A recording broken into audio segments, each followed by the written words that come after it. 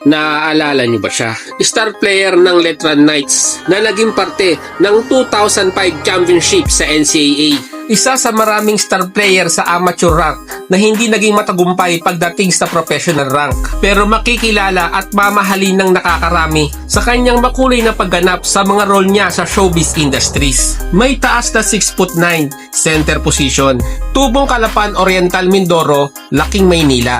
Nakilala siya sa paglalaro ng basketball sa koponan ng Letran sa NCAA. Taong 2005 nung makuha nila ang kampyonato sa NCAA, pinangunahan niya ang kanyang koponan sa rebound at block department.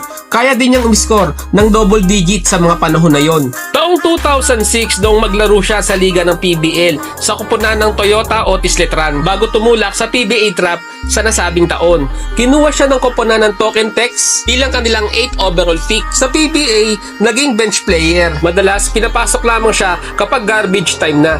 Kaya naman sa maikling minuto na ipapasok siya, tuwang-tuwa ang mga fans, instant darling of the crowd siya. Sa pag-exit niya sa PBA sa loob ng 6 na season, sumubok siya sa liga ng ABL sa koponan ng Philippine Patriot. Mapalad siyang naging parte ng champion team na yon noong 2010. Sinubukan din niya ang liga ng MPBL.